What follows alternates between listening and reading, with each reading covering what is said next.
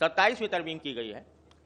उस तरमीम में बहुत से उमूर मुतनाज़ा हैं और उसमें वाक़या यह है कि अदलिया की आज़ादी के ऊपर भी उससे कतगन आयद होती है। अस्सलामु अलैकुम वरहमतुल्लाहि वबरकातुहू। नाज़रीन, उम्मीद करता हूँ आप तमाम दोस्त खैर आफियत से होंगे। इस वीडियो को मुकम्मल देखें, दूसरों तक पहुँचाएं, लाइक और सब्सक्राइब ज़रूर करके जाएं। 27वीं तरमीम की गई है। उस तरमीम में बहुत से उमूर मुतनाज़ा हैं और उसमें वाक़या यह है कि अदलिया की आज़ादी के ऊपर भी उससे कतगन आयद होती है। लेकिन जो सबसे ज़्यादा कुरान और सुन्नत से मुतसादिम बात उस 27वीं तरमीम में आई है वो ये कि सदर ममलिकत और जो फ़ौज के जो एजाज़ी ओहदे हैं, फील्ड मार्शल, और जो 2 नए ओहदे पैदा किए गए हैं, वो हर किस्म की ताज़ीरी कानून के तहत, किसी भी फौजदारी कानून के तहत उनको ताहयात उन पर कोई मुकदमा नहीं कायम हो सकता और न उनके ऊपर कोई कार्रवाई हो सकती है। ये एक ऐसा इक़दाम है जिसकी कोई नज़ीर कम से कम मेरे इल्म में दसातीर आलम में नहीं है। होता यह है कि जो सदर ममलिकत को तहफ़्फ़ुज़ दिया गया हमारे सन 1973 के आइन में, वो भी हमारे नज़र में काबिल एतराज़ था और हमारा एतराज़ काबिल एतराज़ रिकॉर्ड पर है। लेकिन उसमें भी ये होता था कि अगर सदारत के दौरान कोई ताज़ीरी मुकदमा जारी हो तो उसको उसके मुद्दत सदारत के दौरान उस पर मुकदमा नहीं चलता था, लेकिन गवाहियाँ सब ब्लॉक कर ली जाती थी और अगर वो जब वो सदारत से माजूल हो तो फिर उसके ऊपर मुकदमा चलाया जा सकता था। और यही सारी दुनिया में होता है। लेकिन हमारी इस 27वीं तरमीम में ताहयात उसको इस्तिस्ना दे दिया गया है। ये कुरान करीम की आयत करीमा, खुलफाए राशिदीन के अमल, खुद नबी करीम सरवर दो आलम सल्लल्लाहु अलैहि वसल्लम के अमल और इस्लामी तालीमात और अदल व इंसाफ, हर एतबार से ये सूरत हाल इंतहाई अफसोसनाक है। इस पर भी आप हज़रात को कोई मुतालबा पेश करना चाहिए। हमारे बहुत सारे जो अहबाब हैं, उलमाए किराम हैं, उनकी तरफ से भी सवाल आया है। मेरे दोस्त अहबाब और बहुत सारे यूनिवर्सिटी में हैं, उन्होंने भी मुझसे बात की है कि इस्तिस्ना का जो कानून पास हुआ है पार्लियामेंट से, सेनेट से, असेंबली से, तो ये कैसे जायज़ हो सकता है, ये शरन, इस बारे में आपकी राय क्या है? तो मैं इसका जवाब देने की बजाय मैं इस पर कुछ सवालात कायम करूँगा। सही।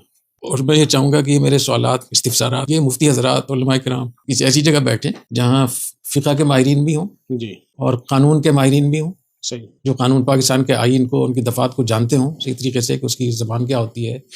एक दफ़ा जब पास होती है, एक आइन की कोई शिक पास होती है, तो अगर वो दूसरी शिकों को मुतासिर कर रही हो तो उसका क्या हुक्म है, तो जो कानूनी माहिरीन है वो इसके बारे में अच्छे तरीके से बता सकते हैं। तीसरे नंबर पे वो लोग जो फ़िक़्हुल वाक़े से वाकिफ़ हो। एक तो फ़िक़ही अहकाम है, हलाल और हराम, जायज़ नाजायज़। दूसरा है कि इन अहकाम का ताल्लुक़ किस वाक़े के साथ है, किस माहौल के साथ है, किन हालात के साथ है।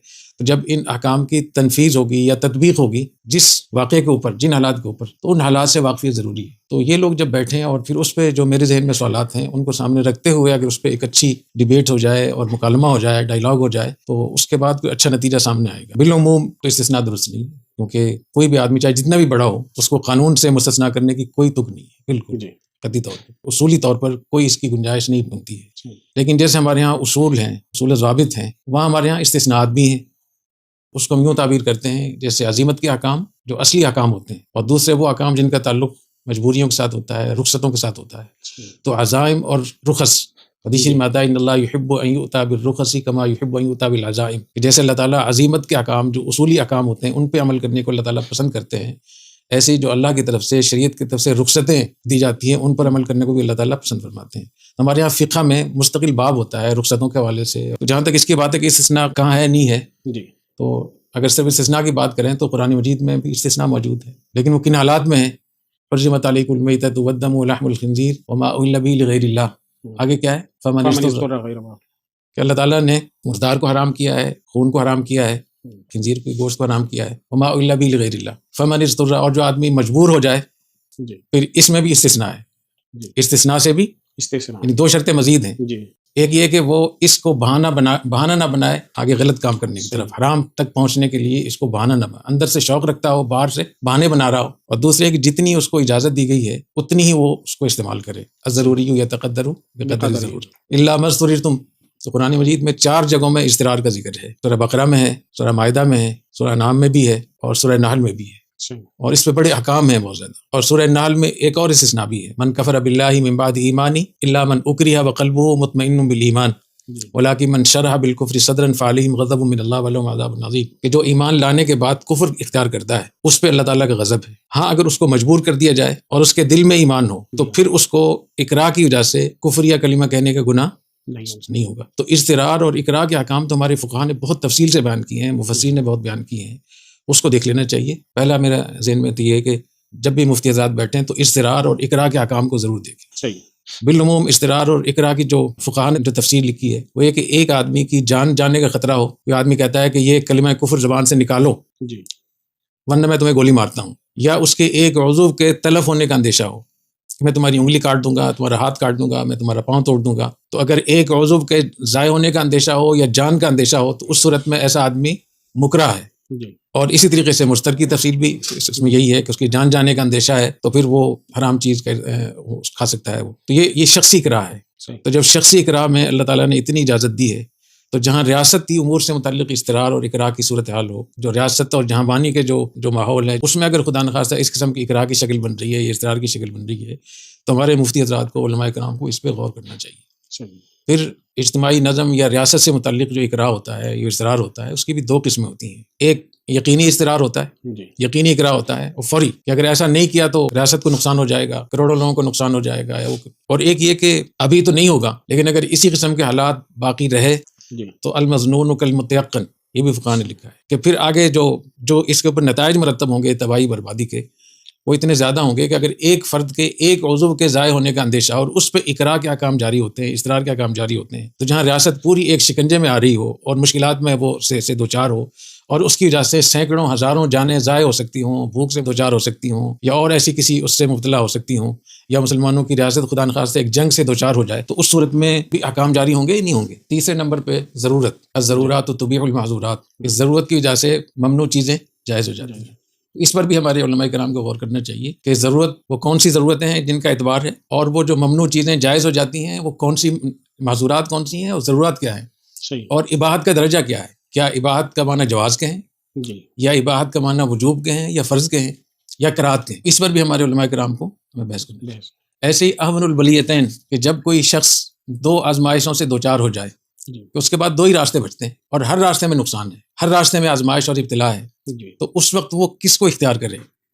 احون البلیتین کو اختیار کرے گا. دو مصیبتوں میں سے جو آسان مصیبت ہے. اور بالعموم ہمارے ہاں جب پاکستان میں جب لوگ انتخابات میں کھڑے ہوتے ہیں تو بالعموم جو کینڈیڈیٹ ہوتے ہیں ان کے اپنے ذاتی قوائف کیسے ہوتے ہیں سب کو پتہ ہوتا ہے. تو اس میں ہم کیا کرتے ہیں کہ جو نسبتاً بہتر ہوتا ہے. تو یہ جو احون البلیتین کا جو قاعدہ ہے اس کو بھی ہمیں اس میں دیکھنا چاہیے. اسی طریقے سے معاملات، ریاست سے متعلق جو احکام ہوتے ہیں یا لین دین سے متعلق جو احکام ہوتے ہیں، بین الاقوامی تعلقات سے متعلق جو احکام ہوتے ہیں، تو ان احکام میں، ان معاملات میں کسی بھی فقہ کے مطابق اگر گنجائش نکل سکتی ہو تو فقہاء نے لکھا ہے کہ اس کی گنجائش ہوتی ہے.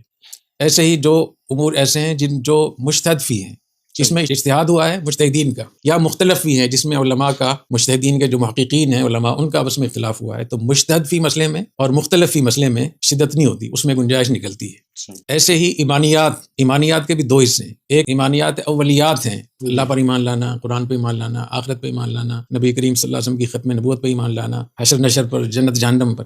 یہ تو ایسی چیزیں ہیں جن میں کوئی دوسری بات ہو نہیں سکتی. ایک جو ان کی ذیلی جو عقائد ہیں ان میں بھی فرق ہے. تو اس لیے جب بھی ہم اس موضوع پہ بات کریں، استثناء کا مسئلہ ہو یا اور جتنے مسائل ہمارے ہوتے ہیں، تو اس میں ہمیں ان سب چیزوں کو سامنے رکھتے ہوئے متعلقہ لوگ ہمارے پاس ہوں جو فقہ کے ماہرین ہوں، قانون کے ماہرین ہوں، اور فقہ الواقع سے جو واقف ہوں. اور اس میں خاص طور پہ اس کو بھی ضرور دیکھا جائے کہ جو لوگ اس میں رائے دے رہے ہیں وہ صاحب غرض نہ ہو. اگر ایک آدمی صاحب غرض ہوتا ہے تو اس کا مشورہ بھی قبول نہیں ہوتا. مشورہ دینے کے لیے، مشورہ قبول کرنے کے لیے ضروری ہے کہ صاحب غرض نہ ہو. تو بہت سارے لوگ جن کے سیاسی اختلافات ہیں ان مسائل میں، تو ایک وقت میں وہ خود ترمیم کروا رہے ہوتے ہیں اور دوسرے وقت میں وہ کہتے ہیں تو جائز نہیں. اس کی بہت ساری مثالیں موجود ہیں. تو جو لوگ اس پہ بات چیت کریں تو وہ متہم نہ ہو، ان کو پر یہ تہمت نہ ہو کہ ذاتی سیاسی مفادات کے لیے یہ بات کر رہے ہیں. کونوا قوامین بالقسط شہداء للہ ولو علی انفسکم او الوالدین والاقربین. جب آپ فقہ الواقع سے بات کریں گے اور اس کو ان سب چیزوں سے آپ بالا تر ہو کر بات کریں گے، پھر جب گفتگو ہوگی اس کا مزہ بھی آئے گا اور جو اس کا نتیجہ نکلے اس کا فائدہ بھی ہوگا انشاءاللہ.